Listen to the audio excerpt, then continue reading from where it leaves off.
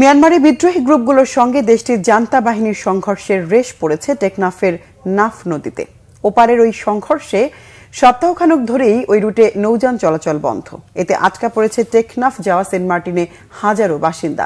পাশাপাশি সরবরাহ বন্ধ থাকায় খাদ্য সংকটে দ্বীপটির কয়েক হাজার মানুষ। এই অবস্থায় বিজিবি ও কোস্ট গার্ডের নিরাপত্তায় বিকল্প রুটে যাত্রীবাহী কিছু ট্রলার চলাচল করলেও পণ্যবাহী কোনো ট্রলার যাচ্ছে না। কক্সবাজার থেকে মোর্শেদুর রহমান খোকনের রিপোর্ট।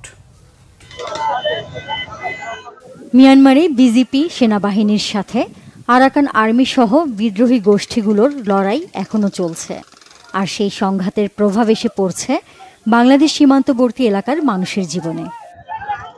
গত ৩ মাস ধরে বান্দরবান সীমান্তে দুই পক্ষের লড়াই এখন বিস্তৃত হয়ে কক্সবাজারের টেকনাফ সেন্ট মার্টিন পর্যন্ত ছড়িয়েছে। ৫ জুন ওপার থেকে ছোড়া গুলি নাফ নদীতে চলাচলরত বোটে পড়লে বন্ধ হয়ে যায় ওই রুটে নৌযান চলাচল। এতে টেকনাফ উপজেলা সদরে আটকা পড়ে হাজারো দ্বীপবাসী। এছাড়াও বিভিন্ন খাদ্যপণ্য টেকনাফ থেকে সেন্ট মার্টিন পৌঁছাতে না পারায় খাদ্য সংকটেও পড়ে সেখানকার মানুষ। এরই মধ্যে কক্সবাজার জেলা ও উপজেলা প্রশাসন এ নিয়ে জরুরি সভা করেছে। পরে নাফ নদীর ঝুঁকিপূর্ণ নৌপথ এড়িয়ে বৃহস্পতিবার সেন্ট মার্টিন দ্বীপের জেটিঘাট থেকে ৩টি ট্রলারে ৩ শতাধিক মানুষ টেকনাফ পৌঁছেছে। তাদের নিরাপত্তায় ছিল বিজিবি ও কোস্ট গার্ড। সেন্ট মার্টিনে যাওয়ার উদ্দেশ্যে রওনা হলেই ওই নাককন্ডিয়া চরে থেকে গুলি মারামারি শুরু হয়। ওইখান থেকে অতটুক যেয়ে আবার ব্যাক আসতে হয়। হবে যে আমরা এখান থেকে মুক্তি পাবো তার কোনো সীমা নাই। আমরা সরকারের কাছে, জেলা প্রশাসনের কাছে এ ব্যাপার হস্তক্ষেপ কামনা করছি। বোমা নিক্ষেপ করতেছে মিয়ানমার থেকে, তারপরে সোজা আসলো না, এখান থেকে ঘুরে আসলো।